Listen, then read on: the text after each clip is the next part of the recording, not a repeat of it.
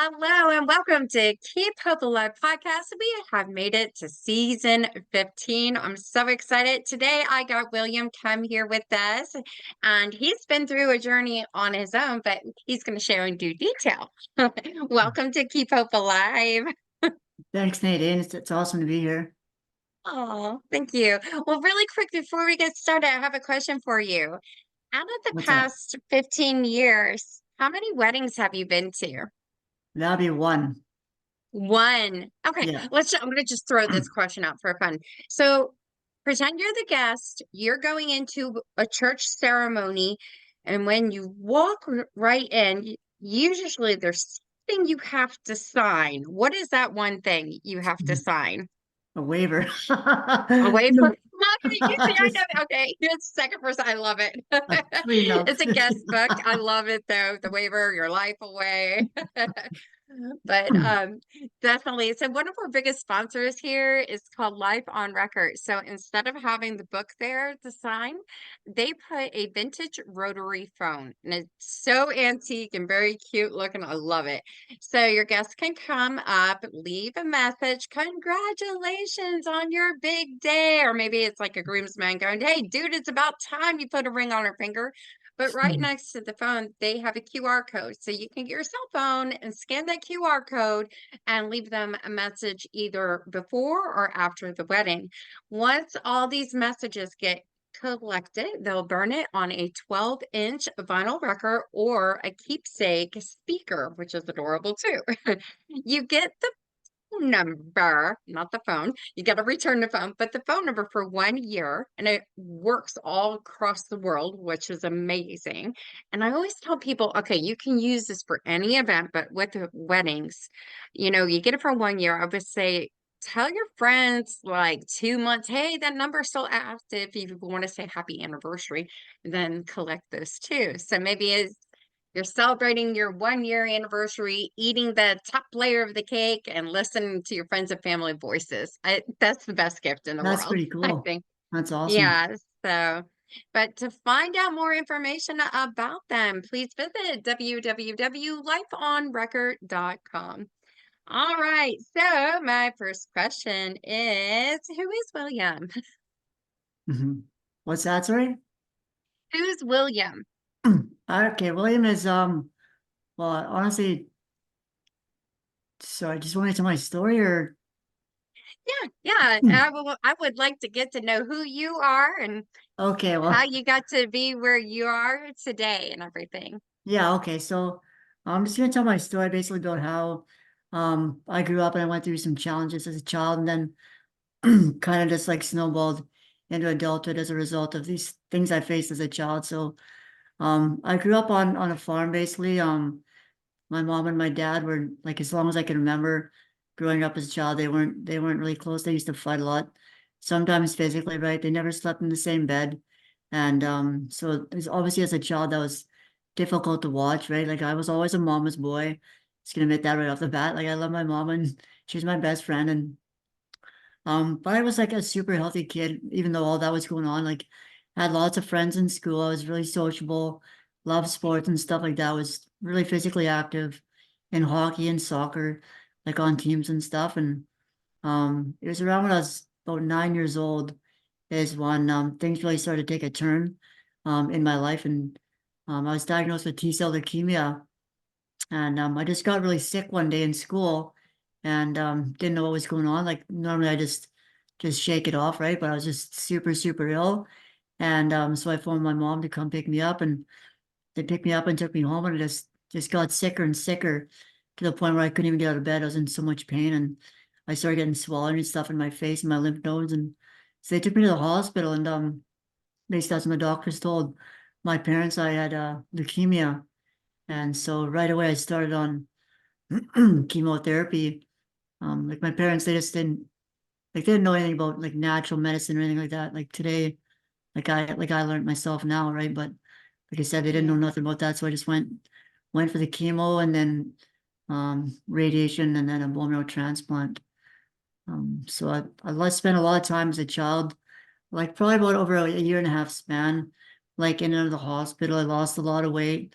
lost all my hair, right? Like that's what happens with chemo. And I'd get really sick. I got pancreatitis one time where I had to have like a basically I couldn't eat for 3 months and I just had a nose tube and I was in the hospital for 3 months.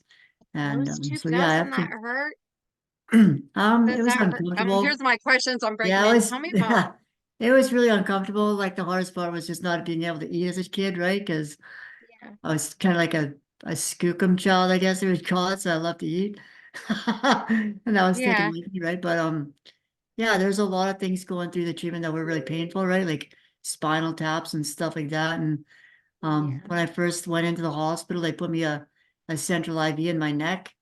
And it took them like 80 minutes to get that in and find a vein. And I remember that was quite painful. But I'd say the worst was the spinal taps, right? Those are brutal. So yeah. And I've another had sad, one. yeah. Another sad thing was like I'd meet a lot of kids in the hospital and make friends with them. My mom would make friends with the parents because that's just, spent a lot of time in there, right? And a lot of times like you're on the same treatment cycles and so you make friendships, right? And you're all going through the same thing. And a lot of those kids didn't make it, right? I remember the survival rate back when I went through chemo. I'm 40 years old now, but like I said, I was 9 years old when I was diagnosed, and it was really, really low. I can't remember how low it was, but it was below 20%. So yeah. And then I remember going through the chemo and all that stuff, and basically a lot of times I was like in a lot of pain from the treatments and stuff, like burning and on my inside. So they put me on morphine, and I remember like even as a child getting it was kind of like an addiction, right? Because I would have to go to school in the hospital, and sometimes like I'd know when I was gonna have to go to school, so I'd just tell the nurse I was in a lot of pain, and I know they'd give me like morphine and Gravol, and it would just zonk me out, right? And then the teacher would be like, I'd hear the teacher come, "Oh, it's time for school, Billy," and the nurse would be like, "Oh no, he's in pain and he had Gravol and he's sleeping," right? So that's kind of like crazy to think about a 9-year-old kid getting addicted to opiates, right? So. I didn't Yeah. think none of it obviously then, obviously, but that's just part of my story, and so I kind of tell it, right? But um then I came out of remission, and so like I was in remission through the chemo and all that, and I came out of remission. So basically, that's when they told my parents I had to have a bone marrow transplant. So then I had like full rounds, 10 full rounds of full body radiation, which like if people don't understand what that is, it basically it burns you from the inside out. So Oh, yeah, it was brutal. Like that's some of the biggest pain I think I've ever went through. Actually, even worse than the spinal taps because, like I said, it's burning you, right? And I'd have like my voice box is still damaged from it. It's a lot better than what it was, but you can hear it's different, right? It damaged a lot of organs, my lungs, my reproductive system, like a lot of things. And but fortunately, I made it through. Like the I got an unrelated donor, like none of my family matched, but they found an unrelated donor in the UK, and so I got through that, and it was shortly after that we were coming home from one of my checkups. The bone marrow transplant clinic was far away from where we lived. Like we lived about 5 hours away, and it was me, my mom, and my brother coming back from one of my checkups, and she fell asleep at the wheel, and basically we went through a uh-oh. stop sign. Yeah, went through a stop sign and got T-boned. Me and my mom were thrown from the vehicle, and I was thrown into the ditch, and my mom was just thrown under the vehicle, and the vehicle landed on top of her, killing her. And my yeah, it was brutal. My brother was the only I'm one wearing so the sorry. seatbelt, so he didn't get much injuries, but I fractured a femur and got a concussion when I threw into the ditch. So basically, I just remember coming to in the ditch. I didn't know what happened because I was asleep too when we got in the accident. And I just remember coming to in the ditch, like just cold, and just the first thing I remember waking up was, "Where's my mom? Where's my mom?" And they just told me she was okay, and then a helicopter came and airlifted me to the hospital. I had a fractured femur and, like I said, a pretty bad gash in my head. And then I just remember coming to in the hospital and again asking, screaming, "Where's my mom? Where's my brother?" And they told me they're okay, right? And it wasn't until I was brought to my room, me and my brother in a room, when they came and told my family was all around me, and that's when they told me my mom didn't make it. And it was just I was just devastated, right? Like I said, she was my world. She was my best friend. She never left my side in the hospital. So yeah, I cried for a long time. I don't know how long, but like A weeks. long time. Yeah, it was a long Yeah. time. And so yeah, I was just recovering, I guess, and just remember a lot of sadness and the funeral stuff was brutal, obviously, but then remember going back to school and my leg kind of started to get better and I had a lot of support with my friends and stuff, but I was just like emotionally damaged and I never got any counseling or anything for it, which is kind of weird thinking back on it now, but so I just started for whatever reason I started acting out and I was a hurt kid, right? I blame Yeah. my dad, I blame myself, I blame my brother. It was really weird, but so I'd start stealing and skipping school and stealing my dad's booze and cigarettes. And like I said, I just was really acting out and looking for attention probably. But um, we ended up, my auntie lived, my dad's sister basically lived on Vancouver Island. We were in Alberta. And me and my dad just decided we didn't want to be there anymore because just try and start a new life, right? And so we ended up Yeah. moving to Vancouver Island and trying to start fresh and get a change and hopefully things got better, right? But for me, my brother was acting out too, right? Doing the same things that I was basically. And for us both to kind of just like continued on that path. We were skipping school and lying to my dad and stealing and just doing petty things. And me and my dad weren't getting along. We fighting a lot. And so basically, I ended up getting kicked out. Like when I was 15, I guess. My dad just told me he just couldn't put up with me anymore. It's just too much of a trouble. And so basically, he kicked me out. And so I phoned my uncle and my mom's brother. He was living in Kemm at the time, which is like 9 hours away, right? And Yeah. so I phoned him up and just asked him if I could come live with him. We were always really good friends. Like I remember growing up as a kid, and we'd always go fishing and stuff. We got along really good. We're like two peas in a pod, right? And him and my mom were super close too. So I just went and lived with him and like he was trying to help me, right? But it was just the same thing. Like I just kept acting out and like you should mention too, like I had a lot of health problems stemming Hmm. from like chemo and stuff, even though I was drinking and things like that. And I was really, really underweight. And I know that was like the biggest concern when I was going to my checkups and stuff. They're trying to figure out a way to get me to gain weight. And at that time, I just couldn't gain weight, so they put me on a feeding tube. And even with that, so I'd have like a feeding tube I'd wear basically. I was getting drip liquid fed at night when I was sleeping. And I was just started hanging out with the bad kids again in that area too as well. My cousin, I should mention, she was big into partying and stuff, drinking a lot and Hmm. smoking weed. I was smoking weed every day when I was 15. I basically started smoking weed and drinking when I was 14. And then just once I started hanging out with my cousin, it became like a daily thing, right? And then I just Yeah. started, it was almost like a slippery slope, right? And I just found with the drinking, I got into drinking because I found when I drank, I felt a lot more comfortable in my skin. Like I had really bad anxiety. I felt different because I was different. And kids would pick on me, like my voice was really messed up. So like going to new places and stuff, I was even afraid to even talk, right? So I was like, I didn't say much, right? But for some reason kids still like me. It's kind of weird, but I like it was the wrong kids, right? I hanging out with the wrong crowd, obviously, right? The drinkers and the smokers and the partiers. And so like I said, when I would drink, I'd get like that liquid courage, right? And I just get Hmm. feel comfortable in my own skin. So once I found that, became like a daily thing quite quickly, even if I wasn't like it wasn't out of control at first. Like it was just kind of like I'd get a buzz and just kind of keep a buzz, but then it got to the point where I was drinking blackout, right? And this was within a year of drinking. It got to the point where it's uncontrollable, and I was binge drinking for extensive times, and so obviously my health was continuing to suffer, right, and probably even getting a bit worse, and that went on for quite some time. I don't remember the timeline on it, but like it's just gradually getting worse and worse. And I was doing B&Es and stuff like that. Like it was even the crime and stuff was getting more. I was starting to sell drugs and stuff now, mushrooms and weed. And so basically, finally, my uncle just he had enough, and he was kind of even scared for me. Right? He's like, "I can't help you. You won't listen to me." He's like, "So you got to go." And so then I was like, basically, looking for a place to go again. And my brother was doing kind of the same thing on the island. But like on a much larger scale, you'd like connected with organized crime at the time. It's kind of weird. Like my dad kind of got dragged into it too. It's a long story. I won't get into much detail on that, but I phoned him up doing he was quite good and knowing he was doing good, and I was kind of wanting to do the same thing he was doing, and he would come down and visit me and we'd talk about stuff like that, right? So he said, yeah, come Yeah. on down, and I ended up moving down basically and ended up like house sitting for one of their houses, and I got into growing weed.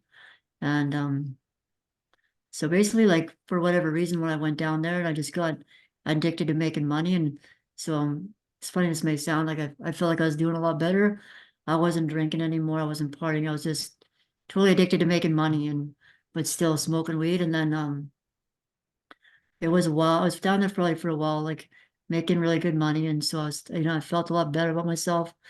Switch in turn, like I started eating better and taking care of myself better, and I was starting to get healthier, right? But still, obviously, not very healthy at all. But then, through a neighbor where I was working at, I became good. I was actually friends. Funny story. I was friends with him when I was living there on the island the first time. So now when I went back to the island, it was literally like just up the road from where I was living before, which is kind of weird. But so that was a grow house I ended up in, taking care of this grow house, and then going down and seeing this neighbor. Like when I lived there as a child, when I was 15, I didn't know this, but he was a heroin addict and a crystal meth addict. And basically, he introduced me to crystal meth. And I was just down there one day, and he came to me with a bunch of meth on like a platter, they call it, but it was like a glass broken light bulb. And he just Mm-hmm. was like, I would help him, and he'd pay me, right? Pay me really good.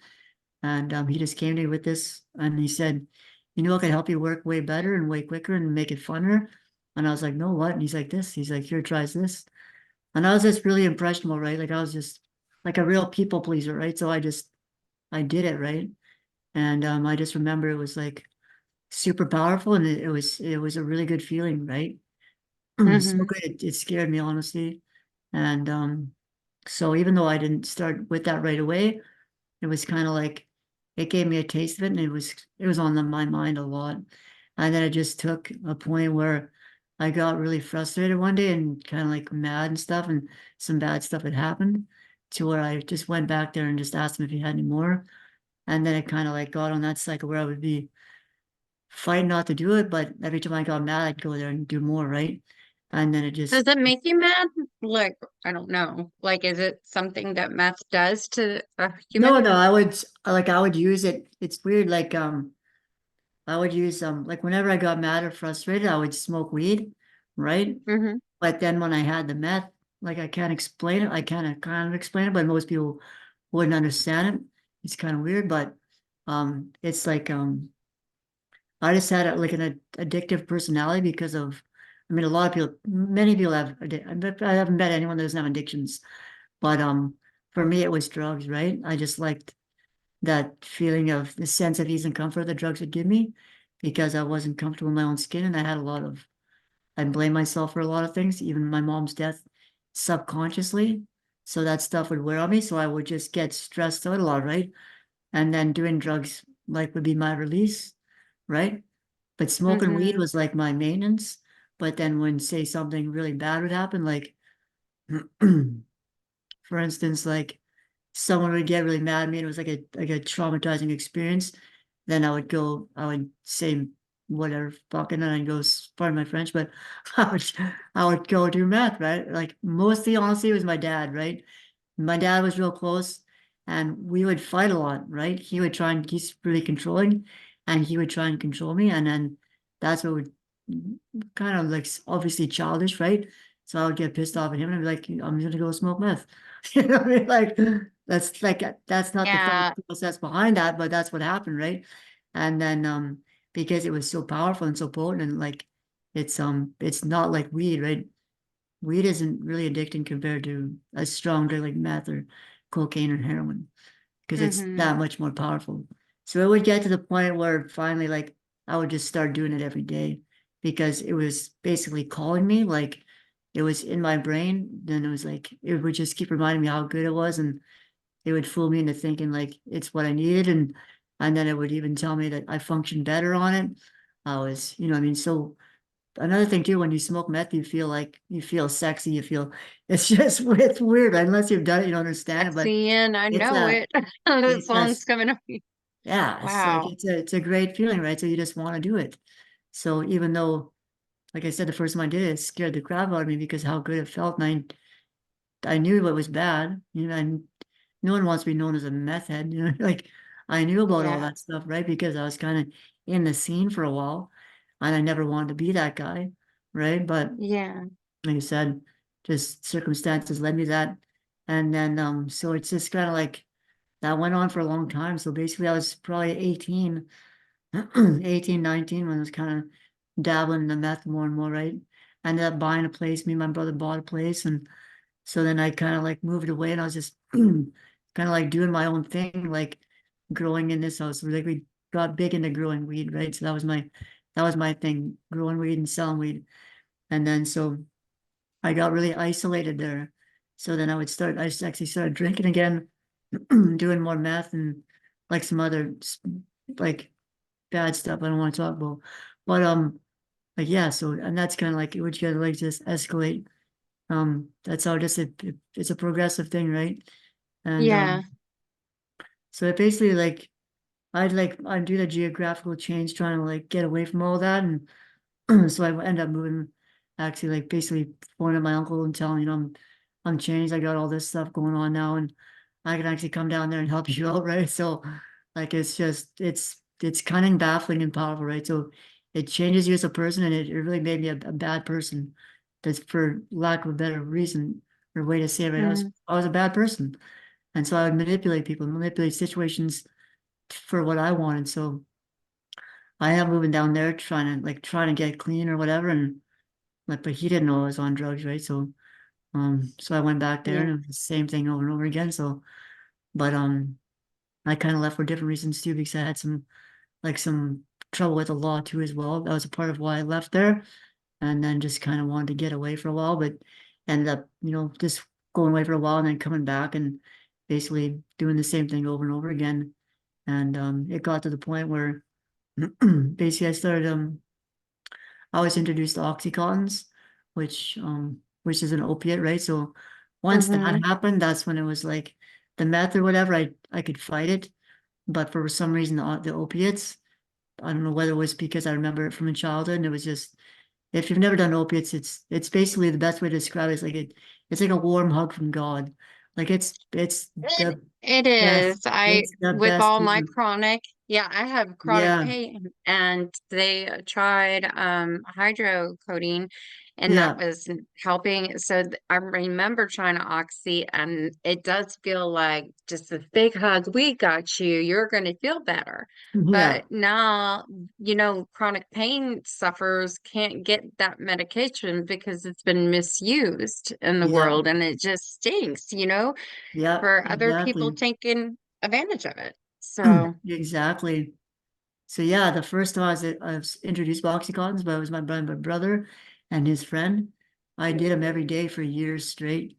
And then like you said, basically, but it was weird because I could function really good on them, right? So like it was hmm it for me, I thought that was the best thing because I wasn't doing meth anymore. This would kind of taken over.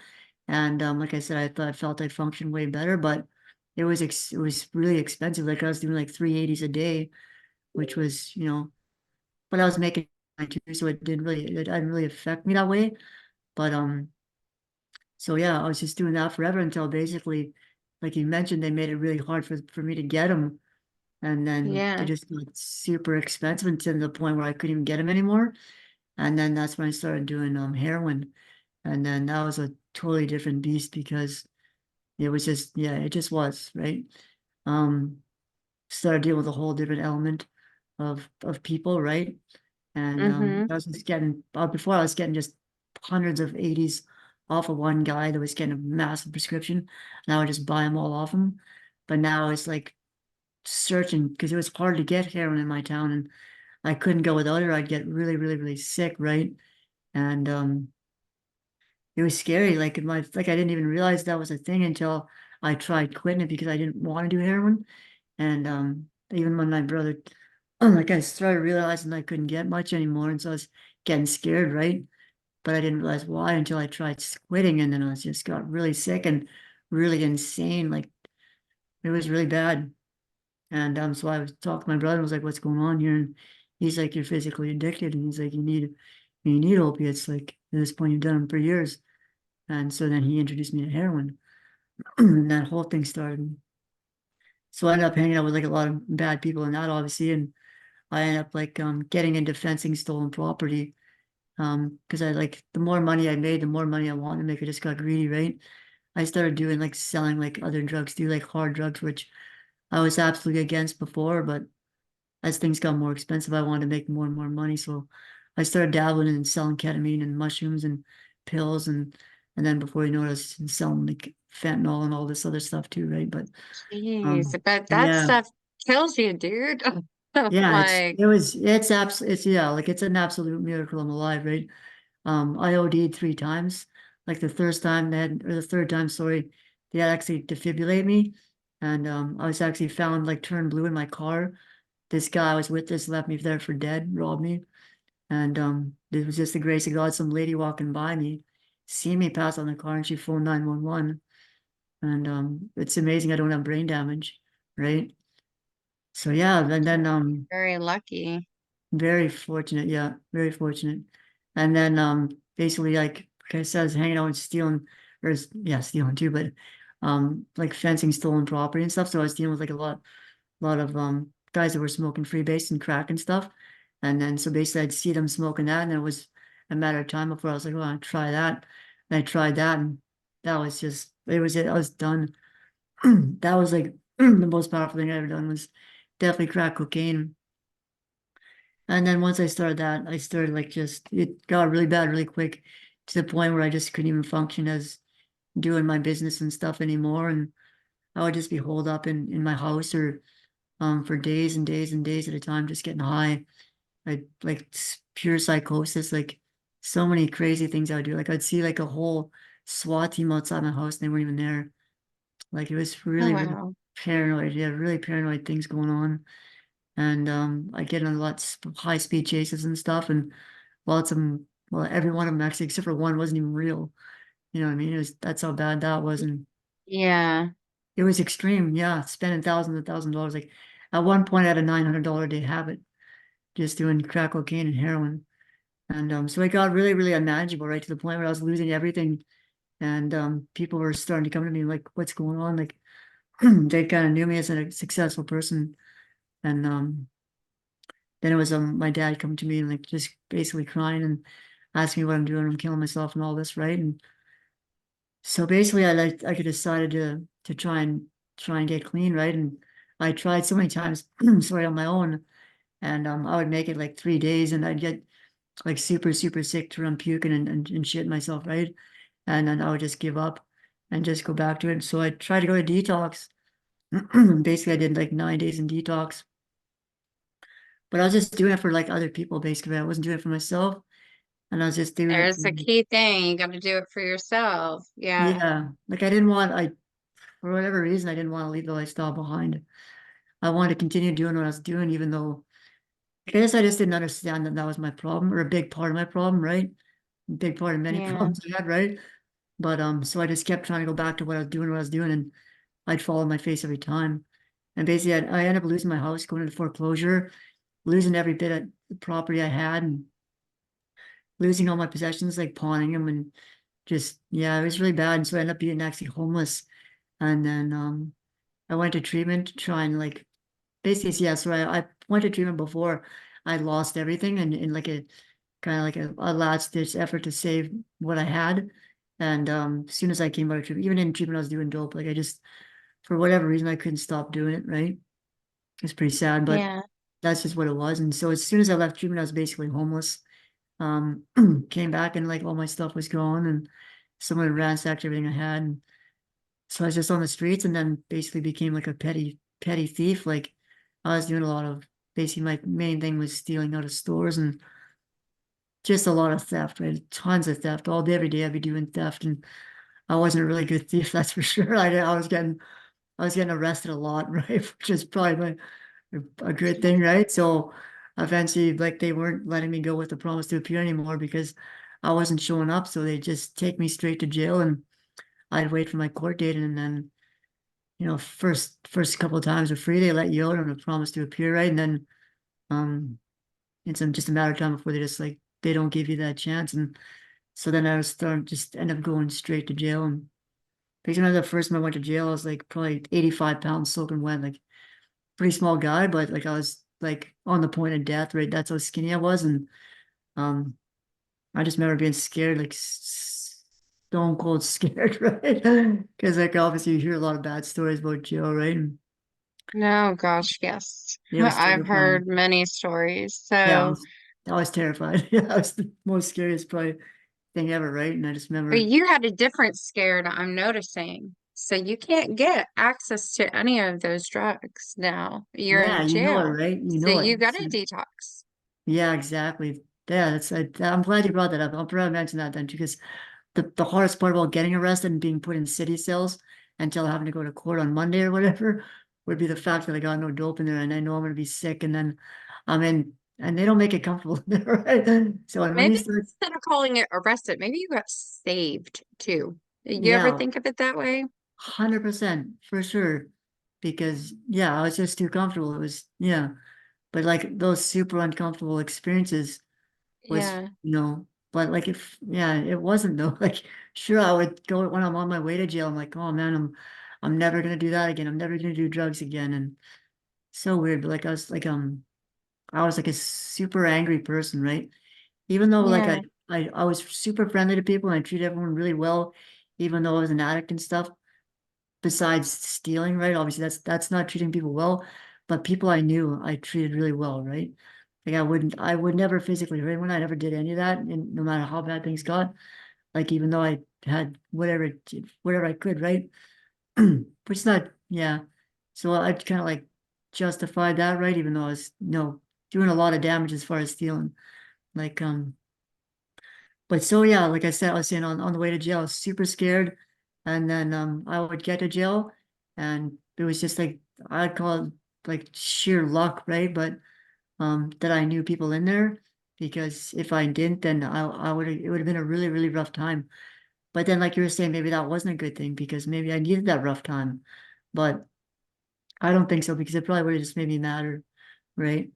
So it's weird. Yeah. Like, even though when I go to jail and I'm in there in jail and stuff, I'm really regretting all the decisions I made. And then once I get over that, then I'm blaming other people, which is kind of like it was my cycle. And I found out too, it's a lot of people's problem going through addiction and stuff. They feel really alone and stuff, but they're blaming everyone else for their problems, which is probably part of the deception of being just a drug addict, right? Because once you're addicted to drugs, it's almost like you lose a part of your soul, right? You do a lot of things that you wouldn't normally do. And then, so as soon as I would get out of jail, even though I told myself I would never do that again, I was right back at the same things I was doing again. And that cycle repeated itself over and over and over again, like in and out of jail, in and out of treatment. I went to treatment 5 times, and then every time, even though I was in treatment, I was doing drugs. Or there was only one time where I went to treatment where I actually didn't do drugs, and that was the last time, right? And that would have been 6 years ago now. So basically, I'll tell you a story before I went into treatment. It was like my lowest of my low. It was like when I was the most unhealthiest because, as you can imagine, I'm doing all these drugs and I wasn't healthy to begin with. I'd be up for 10 days at a time sometimes, pure psychosis, not eating, not drinking water. Like it was, like I said, it's an absolute miracle I survived. Like I'd always get to the point of like being super, super skinny, like just like night of the living dead skinny, where I'd end up going to jail or I'd finally get into detox. And so this last time I was actually homeless on Hastings Street in Vancouver. And it's like a war zone down there, right? There's this one alley they call Blood Alley because people get murdered Oh and stuff gosh. down there. Yeah, there's just people would defecate back there. It smelled like urine and blood and feces, right? And that's where I was, and I was just like a complete zombie. And I remember like I was on methadone. I never wanted to go on methadone because it was like I had heard and seen. It was like people never got off it. Like, it was that brutal. like that much of a sickness. Like it was into your bones, like your bones would be aching, right? And so I never wanted to Yeah. get into it, but I just couldn't sustain myself. I was just so weak and tired and addicted to opiates, and I didn't want to be dope sick all the time. So I just got on the methadone because I just, for whatever reason, right, I finally just succumbed to that, and which is kind of a godsend, I think, now because sorry, when I was going through that, the methadone clinic I went to, they were just like super, super nice people, and I'd go in there and I'd be up for days and days at a time, and like I said, super skinny again, and I would go in there and they would just treat me like so nice. Like they were the nicest people, and it was like it would give me like I would go in there for like a daily reprieve. Like if you said Hastings was like a war zone, I'd be ducking and dodging down there. Guys be swinging on me, probably just got small, and they're in psychosis too, right? So I'm literally getting beat up like on the not on the daily, but quite often, right? Just for nothing, no reason, right? And so I'd go in there and go for a meal and get my methadone, and they were just they're so so so nice to me. They love me in there, right? And because I was like super respectful and stuff too, right? But um, then there was this guy that worked in there, and he was a recovered addict, and basically he would come and like sit by me and just talk to me while I was in there and like encourage me and stuff. And then he finally just asked me, he's like, if I can get you into detox, he's like, would you go? And I was like, yeah, man, you would. He's like, yeah. I was like, I'm just dying here, and like, and I would talk to my like phone my dad when I was in there and just let him know I'm alive right now, I'm doing okay. And basically him and my dad were talking, I guess. And funny story, these guys told my dad like they thought I was retarded. Maybe that's why they're treating me so good because they thought I was retarded, right? Like, and you can tell now I'm not retarded, but No. that's how bad it Yeah. was, right? And obviously I didn't realize it, but yeah, it was bad. I was super malnourished and just so like spun out on drugs and psychosis, Oh and my goodness. yeah, it was Yeah. crazy. And so yeah, like he got me into detox. I walked down there and that morning and he actually walked me to detox, like the nicest guy ever. And so basically I went to detox and I was just like at an all-time low, right? And but super like I've never been that sick and tired and weak, and it was brutal. Like it was the toughest detox of my life. And when I was in there, him and my dad got me a bed in treatment at like this place called TWC, Together We Can. And so basically I went straight from there to treatment, and like I said, I was just super sick and struggling mentally and emotionally and physically, and it was just a matter of time where I wasn't comfortable in my own skin, and I was just having a real hard time. It was like it's just this super busy place or whatever, and I just couldn't handle it. I just ended up going down to Hastings and getting high, and I'd go down to Hastings, get high, get that sense of even comfort, and then come back again, right? Come back to the treatment center and just trying to just pretend like I was It's doing the better. do, right? Yeah, Yeah. it was just I ended up getting caught smoking dope in one of their bathrooms, and they kicked me out, and basically, but they gave me like a second chance to go into one of their other houses, and so that's what I did, and then for some whatever reason, like I gave it all I had, and I just really wanted, but I think it was kind of like because I kind of got a little bit of my health back too, even though I was like kind of like dabbling here and there, but I was starting to feel better. And so that's when I went to this other place, and it was like a like a smaller, close knit type thing. The funny thing is, though, Yeah. the funny thing was it was like an LGBTQ thing, right? Which I was like, at the time, I was like super homophobic. I'm just gonna be honest.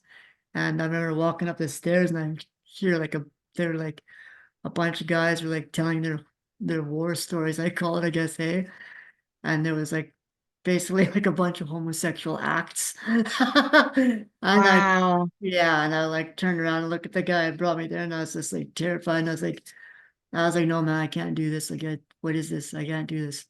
Right. And he's just like, you got no other choice, man. He's like, you gonna go back to the streets? And I was like, kind of like just bowed my head and humbled myself and was like, oh yeah, right, okay.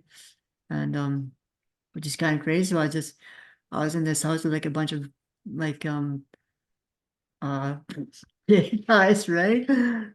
Yeah, and it's really weird and really uncomfortable at first, but like it was kind of like a humbling experience too, because it was kind of a growing thing, because I just kind of realized like I just realized like they're like regular people just like I was, right? So that was kind of a huge growth thing for me too, right?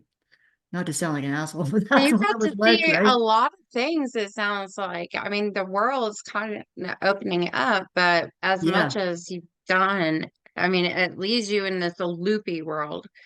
But yeah, it sounds like you got breaks to see what reality is, but you're like, yeah, oh, take me away from reality again. I can't face it. And plus, yeah, I want to go back to your mom because the real healing and grief healing, you've got to take care of yourself too. So did you absolutely. ever work on that part with you? Because I feel like, I'm sorry, I'm learning you, but I feel like there's more work to be done Yeah, where it comes to your mom's passing in your heart and your soul. And, I just feel from you that it's like she was taken so soon is what I yeah, feel from you. It's yeah, hard to go through that. And there's so many different processes. And when you turn over to all these different things to take care of you mentally and be on the move, you're still grieving during that time. So, yeah, exactly. Which the whole time I was going through all that, like the addiction and stuff, I didn't know that, right? But I was just, I was drowning my feelings, right? And I have a yeah, lot of feelings, right? Because a lot of, like a lot of bad stuff happened to me when I was a kid, right? Like all like the cancer and stuff like that. Like it's super traumatizing. Like knowing what I yeah, know now, I would never go that route ever again. And I wouldn't recommend anyone go that route because it's traumatizing as a child to go through that kind of pain and stuff, right? Because yes, it it's is. like It I don't really is. think I'm gonna say my truth because like I think it's barbaric, honestly, and I know that's not what needs to happen. So I like that's part of my thing now is I tell people the truth and that's you know what I mean? It's that's not a necessary route that people need to go. No child should have to go through that, right? Like my childhood was robbed because of that, right? And I was robbed of a normal childhood because all those treatments and stuff damaged me. You know what I mean? When there's natural ways to cure all that stuff that's just not talked about, right? So I had Yeah. to do So that. you were able, let me make sure we're doing good. Yeah, But finding hope and yeah. changing your ways came about. And I wanted to kind of touch base Let's with that. So, yeah, I could talk about that stuff for yeah. So let's move to that. Sorry, yeah, okay. and no, it's all right. It's all right. I Yeah, was like, oh, I want to make sure I get your whole story in and yeah, everything. So, yeah. but you now in the present, where are you at right now? No, yeah, well, like I say now, I'm definitely like I'm over a lot of the past injuries, but like as you can tell, like when I talk about it, I still get emotional, right? So it's obviously a bit of it's there, right? So Yeah. but I've definitely grown a lot since then. And like I used to blame myself for a lot of things, like the death of my mom and like a lot of things, right? A lot of things, bad things I said to my dad or bad things I said to my brother or bad things that happened to me, right? So I Yeah. through work and stuff and like it was a lot of work trying to get over that stuff and forgiving others as well as forgiving myself too, right? So I've done a lot of work on that and I've Good. definitely made a lot of ground, right? So today I don't ever crave drugs or alcohol. I no longer try and stifle my feelings or try and run from them or hide them. You know what I mean? So I'm quite comfortable talking about them and you know, I'm not ashamed of anything I did or anything that happened to me or, you know what I mean? Because I just know that that's not who I am today or, you know what I mean? I just understand too, like I don't blame people for the things that they did because I understand that they were victims too, right? They're a product of their environment, just like I was a product of my environment. You know what I mean? Yeah. So, It takes a strong person to talk about this, and you your story and your journey is out there and I love that you can talk about it and help others, yeah, and be so yeah, open and honest on this because that means a lot because there could be somebody, even a younger version of you that is mhm, going through this and does not know how to stop. And the yeah, tricks that plays on the brain, that's never good because you will say, oh yeah, I need this. I need to get back to Mm. there. And you know, you start doing things and trying to take jobs to get the money just to get the fix. But Yeah, exactly.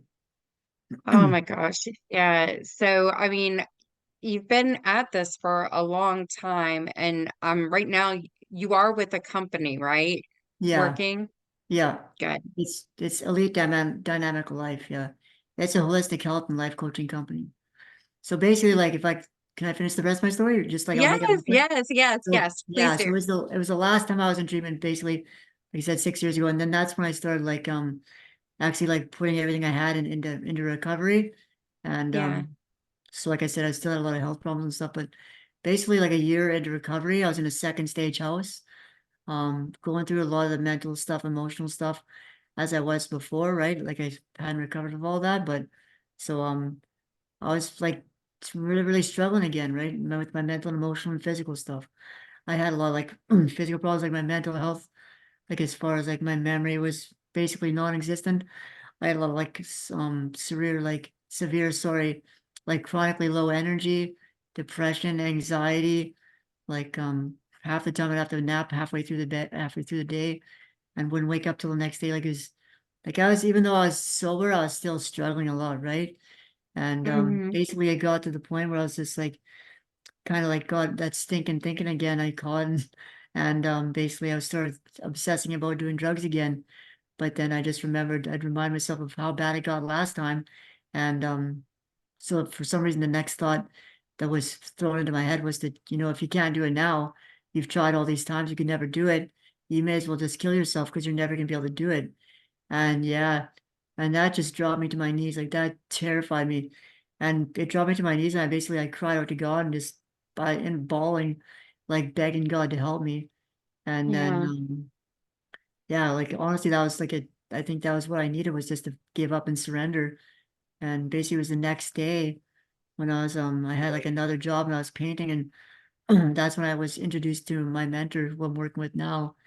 And he just basically radically transformed my life in a short amount of time. Like he just had all the answers on how to get healthy again and how to get over all my mental and emotional stuff, right? And he coached me through all that and helped me to just get out of my past and Good. get my health to a point where I was no longer struggling, right? So things became easy, and I started having a lot more hope for the future, right? For the first time in 17 Good. years since I was 10 years old, I had hope and could understand that I could actually live a normal, healthy, happy life, right? And it was amazing. It was, yeah, like it was, I'm super grateful that even to this day, obviously, like I feel amazingly blessed to have met this person and just to have a whole new lot in life. When I said 17 years was just the struggle of just trying to just get out of myself, basically.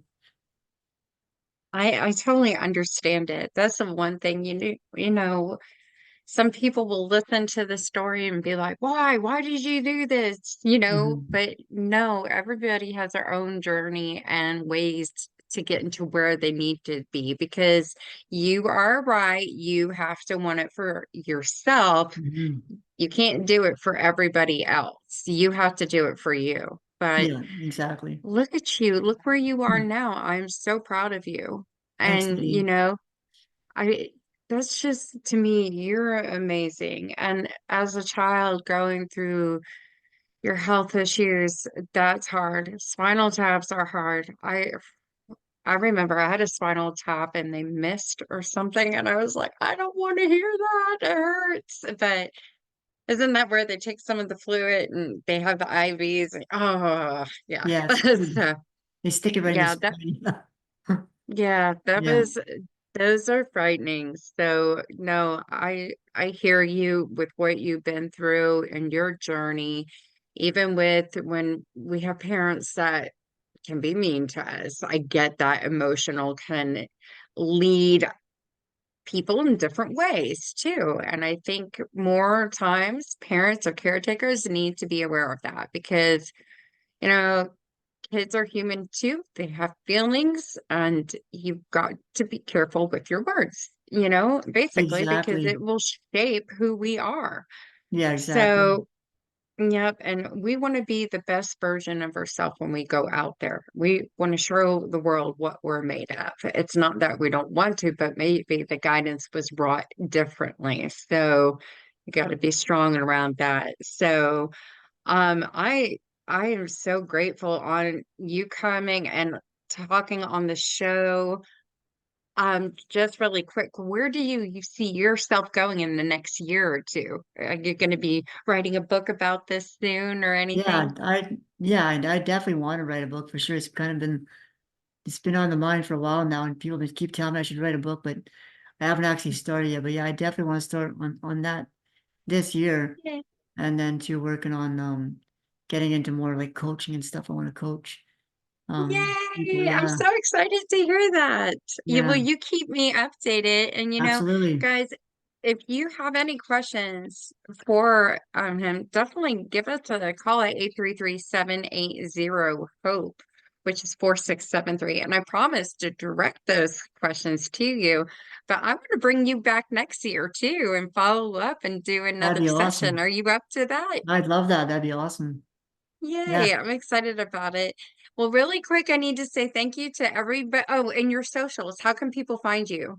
Yeah, okay. Well, on Facebook, it's William Kemm, and then you can find me too. Find the company on elitedynamiclife.com, and then or just phone my cell phone. You know what I mean? It's yeah, 819-598-0354. Yeah, Okay, like I'm willing perfect. to help anyone. I know how hard it is to struggle, and so yeah, we do lots of free coaching and stuff like that too as well. So it's not all about money for us, right? It's to help people. I love it. I love it. Your hope. I love So, it. thanks, Nadine. So no, well, really quickly, I wanted to thank the other sponsors who keep hope alive and afloat too. We had talked about lifeonrecord.com, your interactive guest book for any event. There is another one, and it's called Snap Bands. And this one right here, the word faith that can only be purchased with the promo code KHA, Keep Hope Alive. And what they do, they have this, if you can see it, elastic band with the mantra words, whether it's hope, faith, believe, blessing, dream, fearless. You can snap it and it helps with the anxieties, control OCD, and calm stress. And with every purchase that you buy from them, they give a portion to a leading mental facility to help out snap the stigma out. So you can find them at www.snapbands.com. That's SNAPPBANDZ.com. Our next one is Ogden Ventures LLC. Marcus Ogden, he is a former NFL player and keynote speaker, best-selling author, and podcast host. You can find him at www.marcus is spelled Marquess, Ogden, OGDEN.com. Our next one is bridalshowsinc.com. If you are planning a wedding or event in the Dallas-Fort Worth area, but we get people from all around the United States coming to these. She hosts about maybe 5 or 6 during the year. You can go meet the vendors, they're showcasing their work, set up an appointment, or maybe even get pricing there, and they have wonderful fashion shows and everything. Our next one is milesandSmilesEvents.com. Miss Deborah Rose, her background is she's an investigator, but during her events, she does handwriting analysis and lipstick readings, and she's 100% accurate. Check out her stuff. Bryce Harney is our next one. BryceMagic.com. Magic, yeah. Bryce is traveling all around the United States right now doing big shows for churches and corporate events. He's a magician and my mentalist. You've probably seen him on TV too. But I say just go onto YouTube and type Bryce Harney and watch some of his acts. Our next one is richmondpunch.net. Richmond graduated from the Juilliard. He is a violinist. He's been doing this for over 30 years. He's performed in front of 1 million people before, had 2 spots on Lifetime shows for playing the violin in the background. You can, run his services for weddings and corporate events and holiday parties and stuff like that. Our next one is TK Hair Salon. If you are in Plano, Texas, come to Texas, everybody. They do men's, women's, children's hair, updos, hair coloring. They got mine gray out. Perms, everything. So check them out at www.tkhairsalon.com. Remember, come and visit us at www.keephopealivepodcast.com.